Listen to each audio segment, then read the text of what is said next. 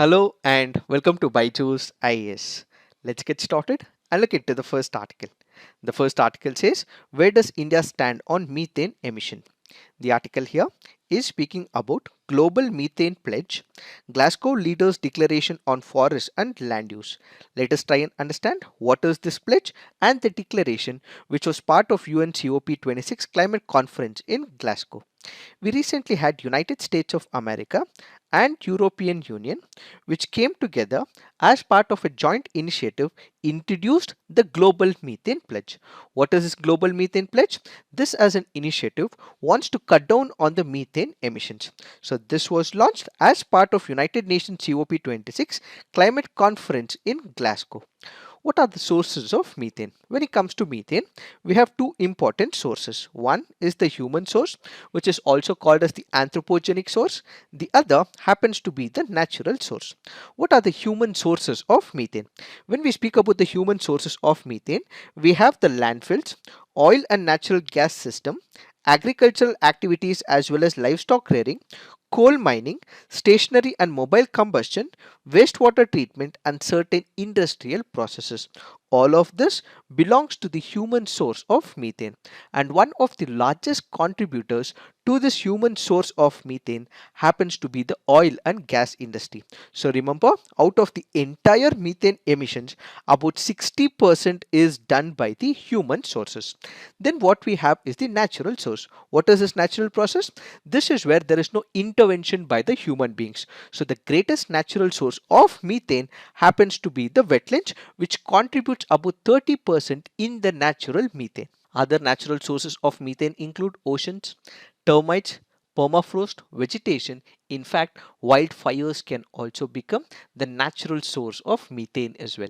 Now the question is, why did United States of America and European Union wanted to cut down on the methane emissions? That is because methane happens to be the second most abundant greenhouse gas immediately after the carbon dioxide. We have different types of greenhouse gases, carbon dioxide, carbon monoxide, so on and so forth. In all of this, the second most abundant greenhouse gas happens to be methane.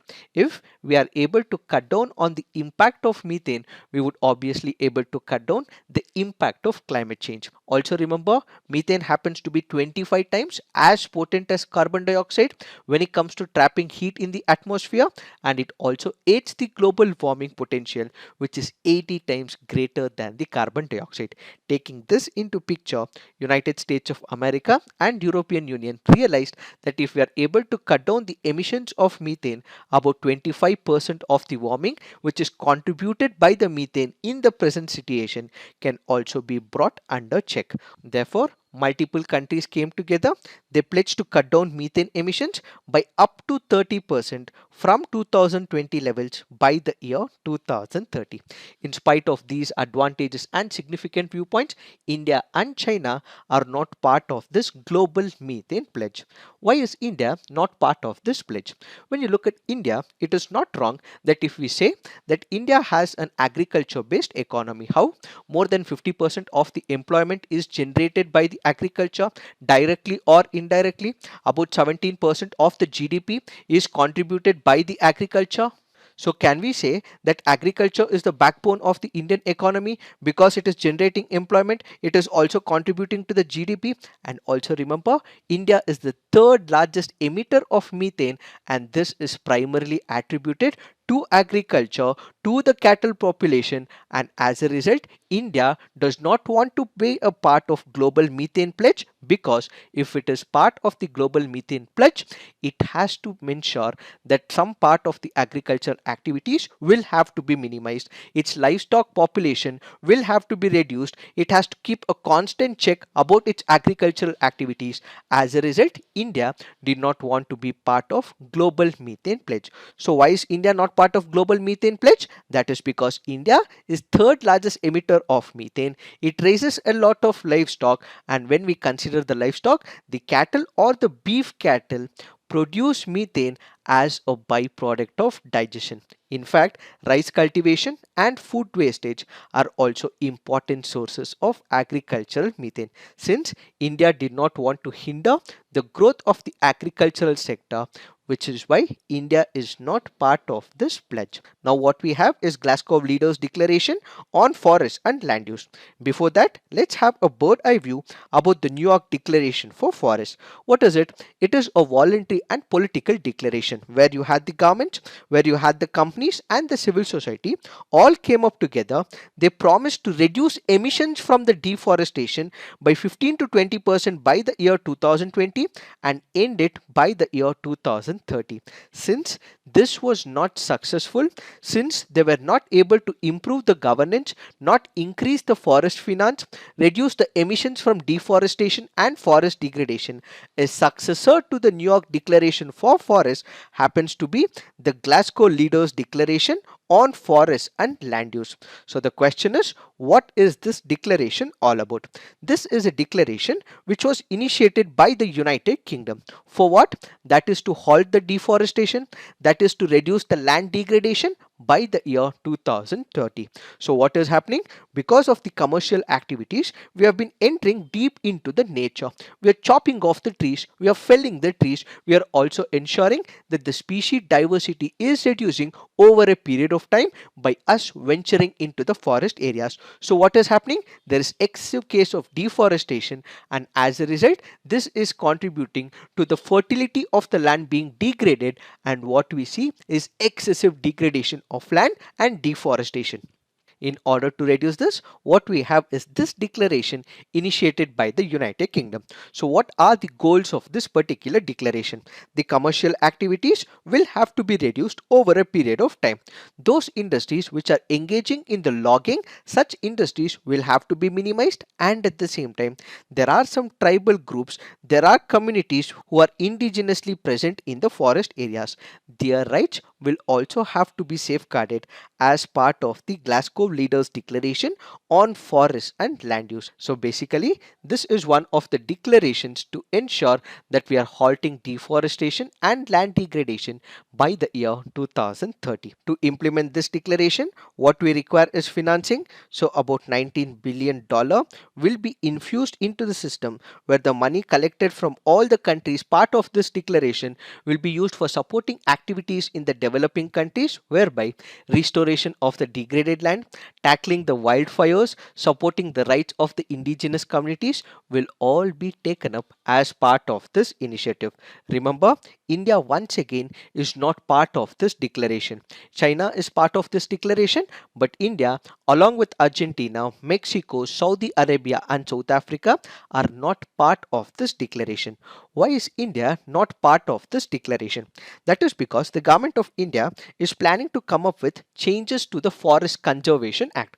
Why is the government coming up with it? So that we have the developmental module infused in the society. So the government of India is planning to bring changes in the Forest Conservation Act basically to encourage commercial activities. But when you look at this particular declaration, it is against the commercial activities, but India is planning to come up with laws, bring changes to the laws which encourages commercial activities. So what we actually see is a conflict. On one side, you have the declaration which says that commercial activities will have to be reduced. On the other side, India is introducing changes for its own development so that we have more plantation, more commercial activities in those areas which India wants to evolve over a period of time. Since there is a conflict, India is not happy with the effort to link the infrastructural development with that of the conservation. India is not part of this Glasgow Leaders Declaration on Forests and Land Use, which is why India is not part of the Global Methane Pledge as well as Glasgow Leaders Declaration on Forests and Land Use. It is this that we have to understand in reference to this article. Now let's look into the next article. This article says reservation on quota. The article here is speaking about the reservation in the state of Tamil Nadu. Let us try and understand what is this article all about. Before that, let's have an idea about the background. Up until 1971, Tamil Nadu's total reservation stood at 41%, which means 25% was reserved for the backward classes, about 16% was reserved for the SC and the ST community. In the year 1969, we had the demise of then Chief Minister Annadurai. After his demise, what we have is a new Chief Minister in the form of Karunanidhi. So what does Karunanidhi do? He wants to bring about welfare of the backward classes. So he appoints one of the committee called as Satyanathan Commission. So the Satyanathan Commission looks into multiple castes in the state of Tamil Nadu, and it finally says that there has to be a much better preservation for the backward classes. So what happens? Up until 1971, we have 41% reservation, but this was eventually changed to about 49%. How? The backward classes were given a reservation of about 31%. So 25% was increased to 31%, and this also meant for the scheduled castes and the scheduled tribes, it was increased to about 18%.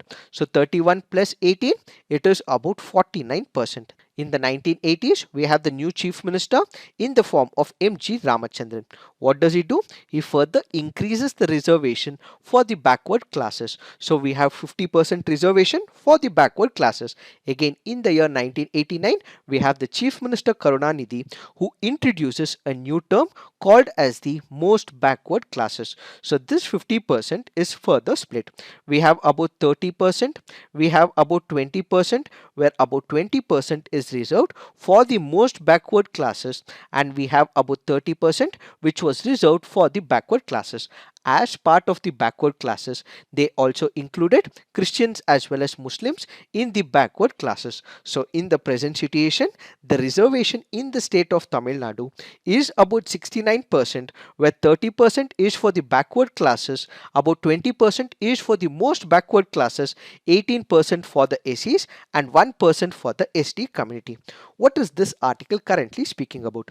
We did discuss that there is a split of what? About 30% for the backward classes.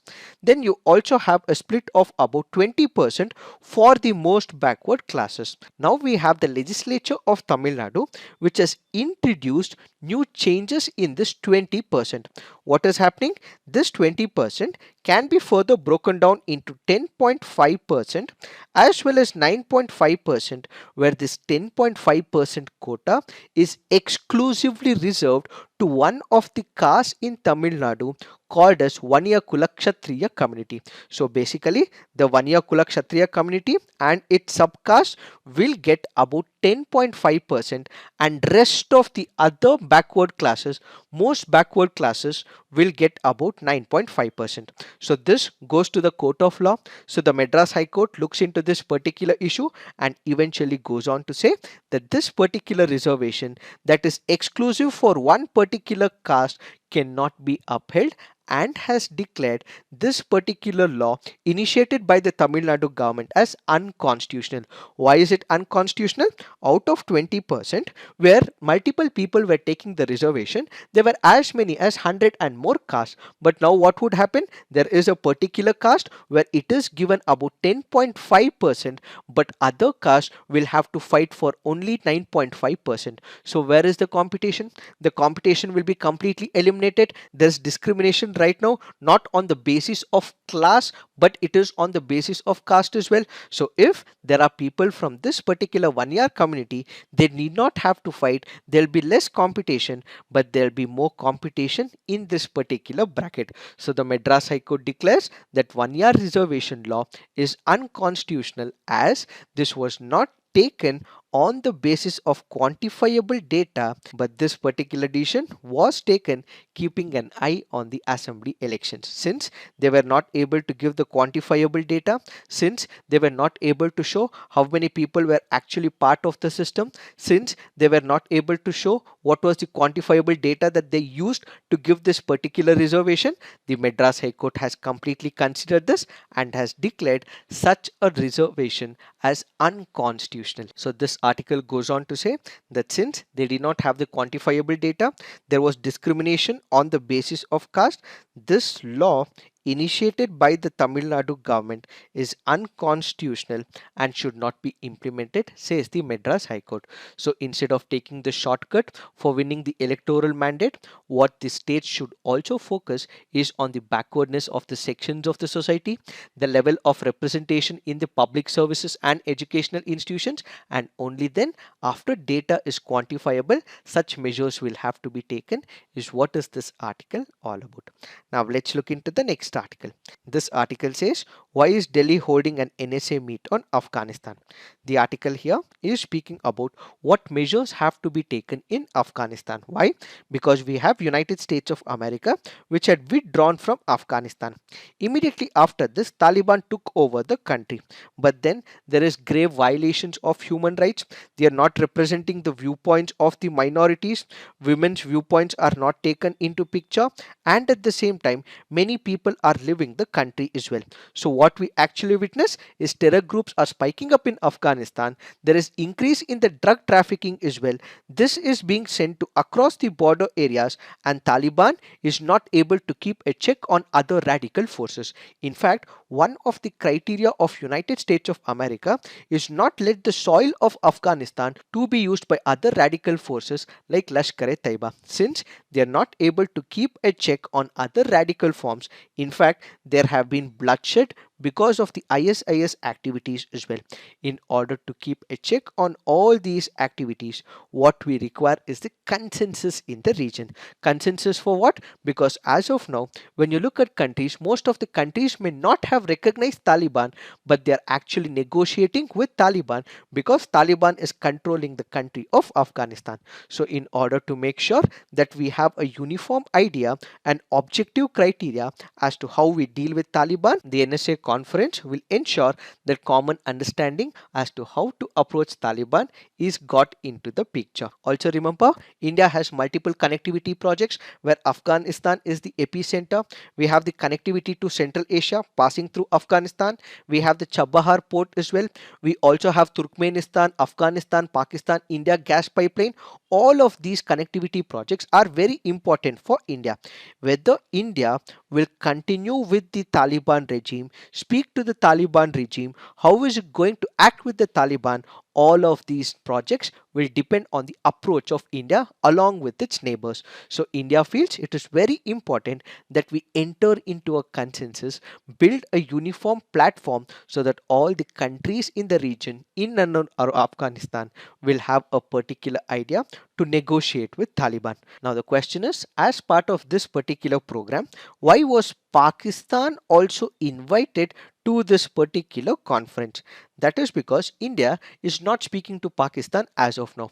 That is because of number of activities in the past. Pakistan has backstabbed India in the past as well, and we also know that Pakistan is known for supporting the terrorist activities with respect to India.